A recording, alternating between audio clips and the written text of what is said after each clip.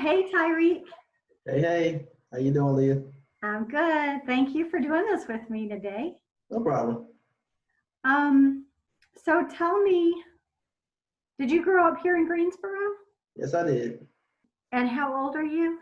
26. You're a youngster compared to Uh, me. It's all relative. yeah, you say so.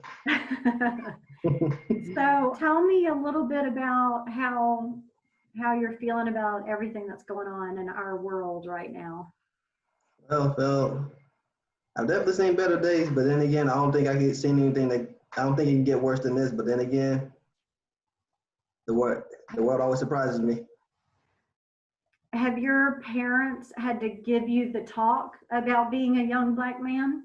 Yes. And what was that experience like? Like how old were you when they first brought I that up? want to say it happened right when I was 13. I was attending it wasn't predominantly black. It was more like a mix between the white and the black school. Yeah. And I remember talking to my parents about how certain students can get away with certain things, and I wasn't able to get it. It's like it's one of them situations where if he does it, it's not so bad, but if I do it, I'm in trouble. And it had to do a lot with skin color, and that's when I had that talk with him because it just shows you that sometimes you think racism really isn't there until you actually experience it. Right. And also, I experienced it like I have experienced it plenty of times when I was like when I was shopping somewhere or I was going to like some restaurant, they would treat me a certain way, the way I was dressed. They would just they would talk to me like, they would kind of talk to me like I was stupid or like I wasn't that smart or like, are you sure you can afford this? Like it Oh, was they kind of gave me that vibe, like, yeah, it still happens to this day from time to time. how do you handle that? Sometimes it's a 50-50. When sometimes it depends on what kind of mood I'm in, and also I try not to let it get to me, but if it depends on how far they go with it. Like I would ignore it, but there's a line that you don't cross. I have boundaries. Like if you start talking to me a certain way, I'll instantly address it and let you know that hey, I'm not stupid, or Right. hey, I can afford this. Don't look at my skin color and don't look at the way I dress. How do people respond when you call them out for their blatant racism? The typical, oh, it's just a policy, or I'm just doing my job. I try not to take it personally. I'm like, it's kind of hard to do that when you're talking to me like I'm stupid or, you treat me a certain way. Like the other guy that was right in front of you, just because he was dressed a little bit nicer than me or talked to you a certain way doesn't mean I'm not doing as good as he is. What about and this is something I worry about with my own son who has dark skin. One of my big concerns, not only for his safety, but is also for his self confidence, because it's really hard to explain to a young person that there's a significant number of people who look down on him simply because his skin is not, white, and it's really hard to have that conversation. I mean, I don't want to hurt him, and I don't want to affect his self-esteem. At the same time, I've got to be really open and honest with him about how people think and judge others. And so, do you have any recommendations, I guess, as to how to address that? As far as like his confidence and everything, it's just, you got to just tell him like, that's just how some people are, and you can't always just, let it get. Really, basically, don't let them get to you, and also like take a good look at them, like look at their situation, like there's been times where people talk down a little about me, but when I look at their situation, they're actually worse than I am. So it's kind of like it's kind of like measure your situation versus theirs. If you're doing better than them, then they're not worth your energy or your time. Tell them to think about like there ain't nothing you can't do that I can't. There ain't nothing you can achieve that I can't. So it's like, you think I'm not so good as you? Well, let me prove you wrong, or I can show you that my skin color don't matter. I can do anything I put my mind to. So basically, it's like you gotta learn how to like basically ignore it to a certain extent, and also like just use it as a stepping stone to make you, as a way of like encouragement, like basically, oh, you think I can do it? Let me prove you wrong. That's good. That's a good way to address it. I've just talked with him about how ignorant people can be, and that there are people who make judgments based on a lot of different things. Mm-hmm. They may judge people, like you say, because the way they dress, or because they live in a certain area, or because they're not a Christian, or because they're not a Jewish person, or whatever. There's all sorts of ways people discriminate and judge, but those ways typically don't get a person killed, Yeah. and that's the greatest fear, is that there's the ignorance of someone thinking because he's a person of color Mm-hmm. that he's dangerous, Yeah. or violent, or whatever the ignorant thought is. Yeah. It's just a complicated issue, but I guess, back to sort of our conversation, Mm-hmm. you've experienced racism and called people out on it, which I think is good. I do the same thing, because people that I know who are white have used the N-word or have said derogatory things, and I always call them out on it. And I say, just because I have the same skin as you doesn't mean I'm not highly offended by that, or that I think the same way you do. And I think more people need to do that. But what about, like, with your friends? Do you and your friends talk about what's going on? Have you been part of the protests? No, I haven't been part of the protest because my biggest issue with protests is that they're doing the same methods, and they're proving that they're proving time and time again that they're ineffective. That's definitely a smarter way to go about it, but also it's just, as far as like when it comes to some of the when I talk to some of my when I have white friends that I'm cool with, and we had this conversation before, but it's like, I appreciate you going the extra mile to make me feel equal to you and everything, but then again, it's kind of like, don't think just because you got a black friend doesn't mean you get to do certain things. Right. Like, even if we could have been like we could have been friends ever since we were little, but if you say the N-word, my response is just gonna be the same as the other person that don't like me. That's not a good word to say. Right. And just because you got black friends, and honestly, I've been in altercations where, when my friend's black and I call him that sometimes, I said it don't matter. Even if it was sometimes, you don't do it at all, period. Right. It's like, don't think because you've been, even if you've been in the same situation as I am, take it like this. It's, you have a way out. You have a way out that's already laid out to you because of the way society is. But me, I don't. I have to force my way out. I have to find a way out. I have to do the whole 9 yards. Like, I got to go that extra mile every single time. Like, whenever you go that extra mile to get something done, you feel proud of yourself. Well, that's me saying, welcome to my everyday. Gotcha. Have you ever had any interactions with police officers? Yes. It was one time at Walmart where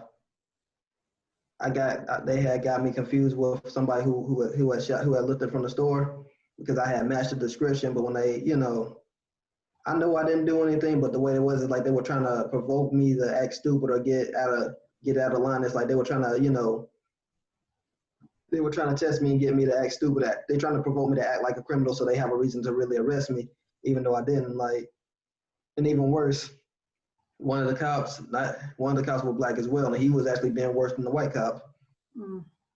How'd you deal with that situation? I honestly laughed at it. Like, y'all really think I'm that stupid? You think I don't know what you're trying to do? You're trying to provoke me. You're trying to make me act like a criminal so you can arrest me. I'm not giving you that. Matter of fact, I'm gonna make you mad about just, I ain't say I kind of talked him, but I made it like a joke out of it. Like, this ain't so bad this ain't so bad. I'm pretty sure the justice system will see that I'm not guilty, which I'm not, because when they showed the pictures, I wasn't I wasn't the guy they were looking for. Yeah. I ain't looking up to like him. It was just a simple fact that, you know, I was dressed close to him and, you know. Yeah. Mm. I How are got, you not angry? Like, do you get angry about it? You seem like you handle things really well. well, in a way, you kind of get used to it. And honestly, sometimes it's like how you choose to respond to it. Like, you know, I'm tired of putting a lot of energy into something that's not going to make my situation better. But then again, there's a time to take it and there's a time not to. There's some things I will tolerate, but there's some things I won't tolerate. But it's just that, you know, like I just got used to it. And honestly, it's like, it used to be very frustrating, but now it's just comical because it's like watching a movie all over again. Like, you know exactly why this happens and you just see all the dumb stuff that goes on in it. Like, I just, like, it's just, I don't know, it's just, you see it so many times, it just, you just learn to laugh at it. Like, you really, wait for it, he gonna do this, watch him do this, watch him come at me saying this.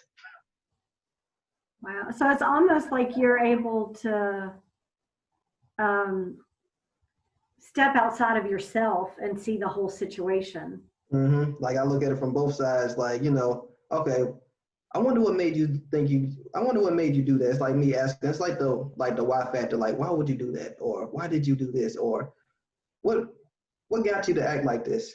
What was your experience? Like, let me. What's your backstory? Like, I want to know what made you think you can just up and just do this. Like, who taught? Like, really, who brought this up? How would you? What brought you into this? Like, have you heard stories from any of your Black friends about being mistreated? I mean, is that something, it sounds like you don't waste your time on that, but are there situations that they've shared that, have surprised you, I guess? Oh yeah, because it was more like when somebody was getting cheated out of their hours. They worked more than they worked more hours, but because their boss, white person, decided that, you know, because it didn't get documented or something happened with the computer, they were just going to overrule and say, hey, you didn't get these hours. And it's like, no, I have proof.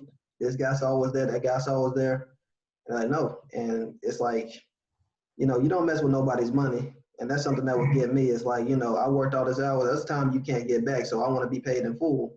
And Right. that happened to me one time, but it's like I was able to get my money, but he wasn't. He ended up quitting his job and threatening to sue. He called corporate, they were able to give him his money, but still, it's just the principle. Like, it took you to quit your job and threaten to sue just to get your money. That's horrible. Yeah. Another one is all how like the boss would make them do certain things. Like he would do all the heavy lifting, or you know, he would work this hour, which is very complicated and hard, or work this job, and the other guy would get the easy one. Or you know, the conditions he worked in, like he was expected to have this done and have everything set up so when they come in they can just start rolling. But whenever he came in, everything was all a mess. He had to fix everything, take the extra time to fix everything and to complete his job assignment. And he would talk to him, but nothing would ever happen. Oh God, that's crazy. I experienced that too. And honestly, sometimes it's not just a white thing as well. It's also like, you know, I deal with racism from other minorities, such as like the Asian culture. Sometimes the Mexicans, like they would treat me a certain way, like you know, or he like you know, they're a whole lot more ignorant towards.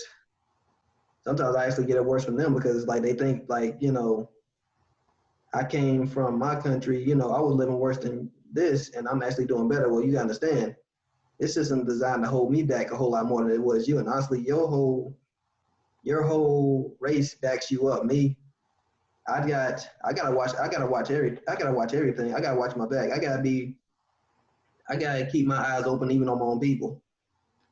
So do you think that change is going to happen? No, Why not? because because you know the protesting and everything, the marching, and it's like I don't know. It's like I'm watching it's like I'm watching the same show over and over and over again. People just gonna get out, march, make a scene, do dumb stuff, and then they're gonna go home and then wait for the next black person to get killed. That happened with Sandra Bland. That happened with Flando. That happened with Trayvon Martin. That happened with with George Floyd. That happened now. But then again, recently there was another black man that just got shot in his back. Yeah. And now what? I don't see him. How come that's not on the news? How come this ain't happened?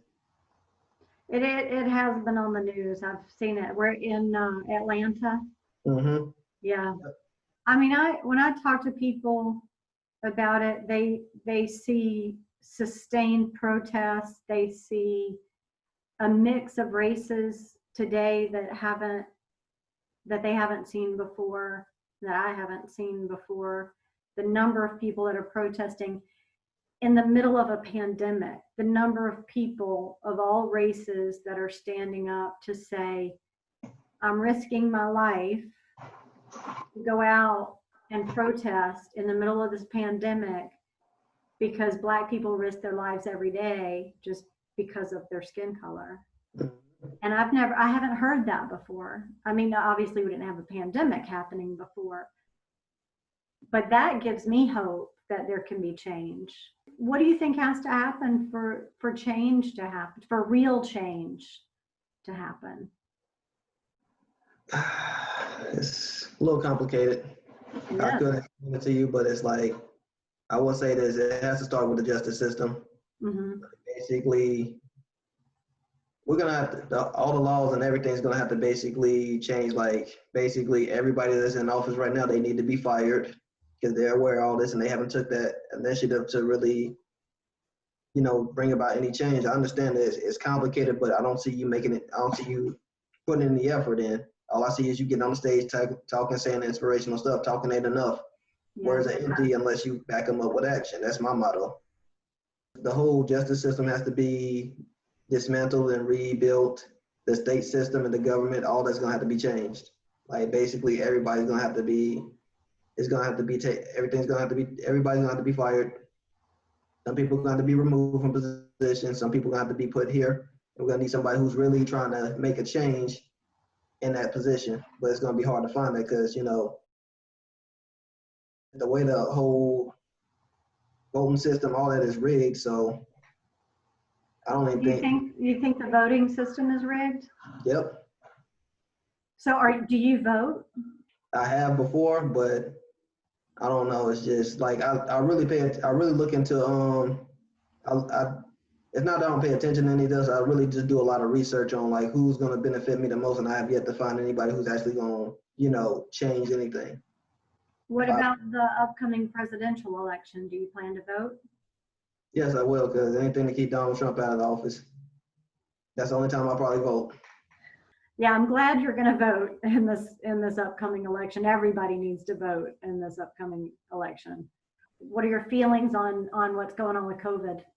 Well, right now, as far as like COVID and everything, I feel like everything's opened up way too soon because from my own research and what I've seen and what I've been hearing, yeah, it's getting worse than it is getting better. And I feel like when they go into phase 3, I don't know if they already went into it or not. No.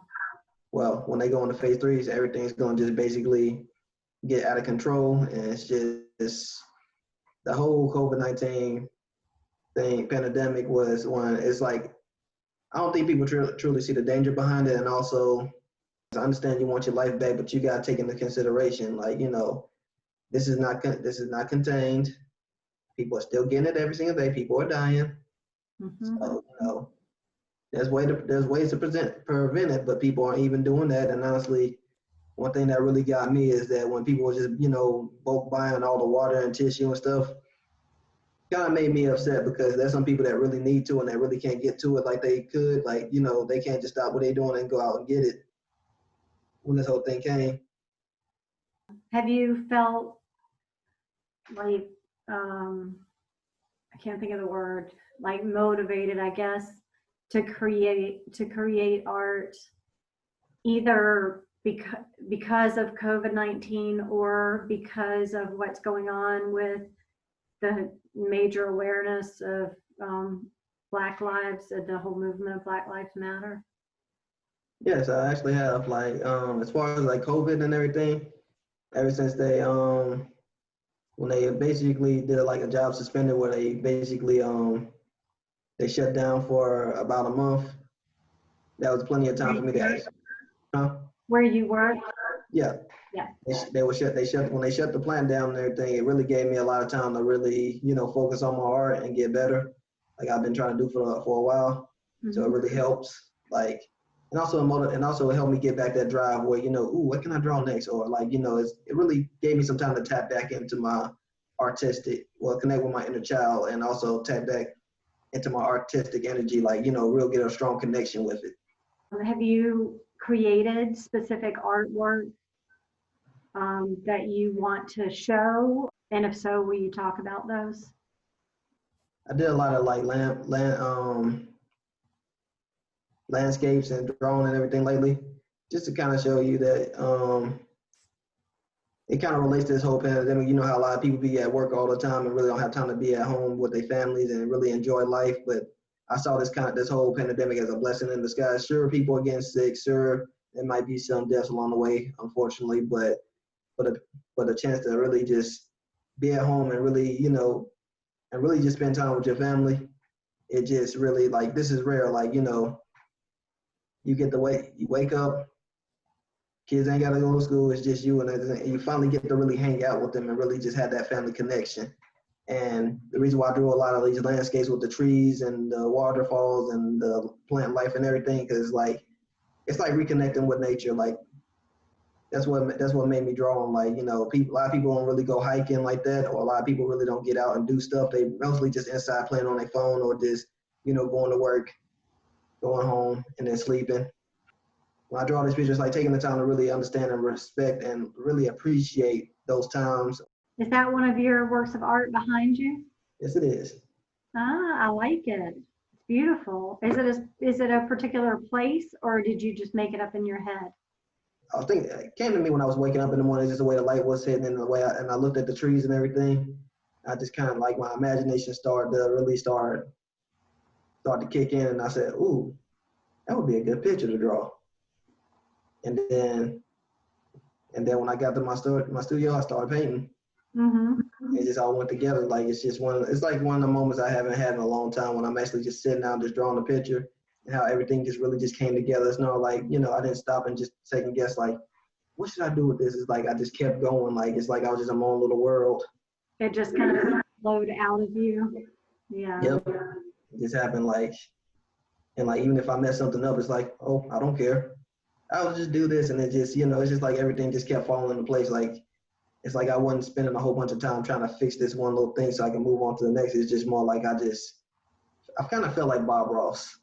Oh, yeah. Yeah, just having a joy, That's just yeah, just a joy, just having a little joy in painting. Has painting helped you cope with everything that's going on now, but also some of that racism that you've faced? Yes, it really does help because what some people don't understand, like when it comes to a black person, if you put yourself in if you put yourself in my shoes and really understand like what really goes on in my day to day life, you realize that do you really think you have that kind of control of your life? Do you really think life is like a switch? Like if you don't like nothing, you can just up and change it. I remember talking to this about one of my coworkers, was an Asian guy. He talking about if you really hate this job, why don't you just go out and find another one? That's because I'll put up with this no matter where I go. And I just don't have no choice. But when I paint a picture, it's like I'm in full control of everything. This will go here because I wanted to go here. I don't have to explain it to nobody. You can't stop me. I can do it. Yeah. And it's also like I can get my feelings out there. And it's also like, it's like a personal escape from this world. Like, I wouldn't say it's a form of escape. It's just like a way of like, I will say it's like a little escape, kind of like me just going to my own little world. And I just, I can just shut out from all this and just, take a break. Like, just to sit back, relax, and just do me. Also, it's very therapeutic too. It's very comforting too. Just to have your ideas go out because it's like there have been plenty of times where I would say one thing, but it just gets immediately overruled because of my skin. Oh, really? Like, what do you mean you would say one thing? overruled? Like in what kind of situation?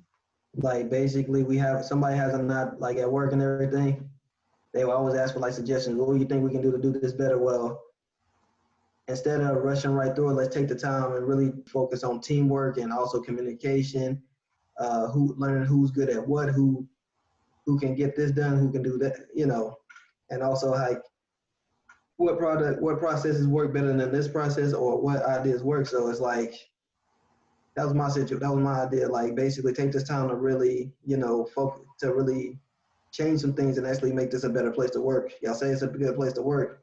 I'm wrong. It was an easy job. The hardest thing about my job was getting out of my bed every morning, but still, just stuff like that.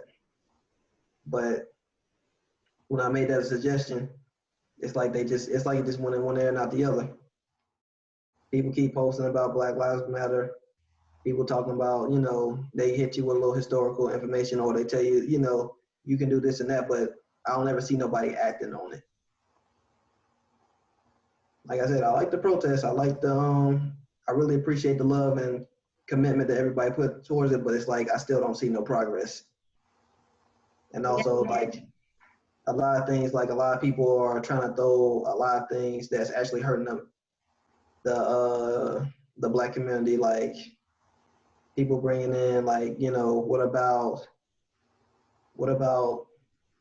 this race? What about that race? What about this person? What about this kind of person? Like, hold up. Last time I checked, their death rate isn't as high as mine, and I gotta constantly check people about that as well. Like, you know, I understand that you go through it too, but like I said, I'm more susceptible to that than you are. Yeah. I didn't choose to be Black. I didn't choose to live in this country. It just happened. It's out of my control. But you coming from a different land, you chose this. You chose to come over here. I mean, heck, you come over here and talking about what about you? I mean, I hate to say it, but what about you? You can always get your stuff and leave. You can always go, you have a choice. I don't. Are you talking about the immigrants? I'm sorry? Are you talking about immigrants? Not just immigrants and also like, you know, people who, I'm not going to say it, I don't want to bring in other people because I don't want to say nothing that's going to be offensive to some other people, but it's like, it's just, you know, people who choose certain lifestyles and are shunned because of that, like, you know, it can be religions or, you know, your ideas of like what you know, like what you're into. Mm-hmm. As far as like. You talking about sexuality, like LGBT? Mm-hmm. Yeah, it's like my way of saying, like, I understand that, you know, you're shunned as well, but at the same time, you chose that life. I didn't. Well, and that can create an argument because they didn't choose it. They were also born that way. I believe that. You might not believe that, but I believe that. And the people that I know who are gay or lesbian or transgender, you know, they believe they were born that way. But the difference is, I think, that people can't just look at them and make a judgment, you know, oh, that you can't look at everyone who's gay and know that they're gay just by looking at them. Mm-hmm. Whereas someone who has Black skin, people can make a judgment on their physical appearance immediately within a second.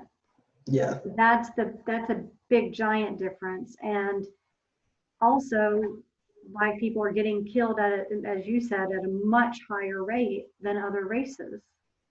Mm-hmm. And there's a history of slavery. You know, I mean, there's a significant history in our country around slavery and around what happened once slavery technically ended, and all of the systems that were put in place to continue to hold back Black people. Those systems have not been in place in the same way against any other group of people that I'm aware of.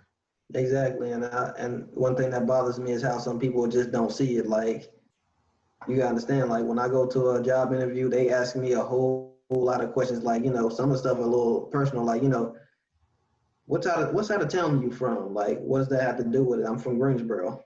Yeah. Like little stuff like that. Like, or when you worked here, what all did you do?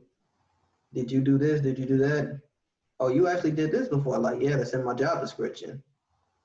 I'm just looking like, yeah, you didn't think I know how to do it. I mean, if you want, I can show you how to do it. It's like, I don't know. It's like they don't really see like all the stuff I really go through. And Right. honestly, like not just how people treat me, but also like how history kind of like affected me right now. Because like I don't have no generational wealth. I have to make my own wealth, and also I have to guard it as well because it still happens. Like when it comes to these small businesses, they have a hard time finding a good location. Somebody, as far as like starting a business and everything, you know, it's just that the support is not there. Right. And honestly, like some people that I understand that some black people that do things that they're not supposed to be doing, but then again, it's like when you live in a world where when it's a eat or eat be eating world, you're gonna grow up thinking like that. Criminals aren't made; they were born. Criminals aren't born that way; they are made. Mm-hmm. You're a product of your environment. Like if you come in the world, you grow up in a side of town where everybody's pretty much out to get you, or you gotta constantly look over your shoulder, or you gotta be. I want to say like empathy is seen as a weakness, or being compassionate and kind to people is seen as a sign of weakness. Like people would basically walk all over you. Most black people grow up in that kind of environment where basically they don't, being nice to somebody is actually, it's been seen as not a good thing. Like basically the only way to get by is by being an asshole. I didn't grow up in one of those neighborhoods, but I grew up around people who lived in those, who lived in those environments. And one thing that always came to me as a shock is like, out of all my friends, I was the only one who actually knew and actually liked their dad. Wow. Yeah, it's just like wow. And sometimes that's another thing that plays a part as well. It's like some people didn't like me because I had a good relationship with my both my parents. Like I was in a good family structure. Mm-hmm. And honestly, I learned to see it as a sign of jealousy, but at the same time, it's like wow, like life is cruel. Like how come you get a dad that likes you, and how come my dad had to hate me? Like nothing personal, but that's just the way the dice fell. It's like when I had some of these conversations with some of my friends, it just kind of made me appreciate it to a certain extent. But then again, it's like, I look at it like that could have been me. That could have been me. That person doing that dumb stuff. That guy who was that kid I grew up back in that I went to kindergarten with. He's doing life in prison because he didn't have no way out. He did whatever he could to survive, and he got caught up, and there he is. Well, until the system changes altogether, I don't think anything's gonna change. I mean, I understand that some people made some steps, but you're gonna have to do more than that. It's like when it comes to like you want to do this, you want to do that. Like, no, I want to see something real change. Like, I want to, you'll take baby steps for me whenever something bad happens to me, but the little things happen to you, you expect me to go like to run a whole marathon for you. Say, I don't think so. Like, I want to see a marathon. I want to see something like I want to see a big change. I want to see more black businesses. I want to see more diverse companies, like more company boards and everything. I want to see more unity. Like I want to see the field level. Like basically, I don't want to be standing on the ground while at a I want to say like on the mountain. I don't want to be the only one that doesn't have any gear to climb with. Like I basically gotta make it happen without the proper equipment or anything. While you're all suited up and ready to go. Show me a level playing field. Like show me give me a fighting chance, basically. That's all I'm asking for. That should be the way it is. Mm-hmm. I hear you. Yeah, I'm here anytime to talk if you want. You know that. Yeah. But I appreciate you participating in this and sharing your voice. We'll get it out there. All right. All right. I'll talk to you later. All right. Bye. Bye.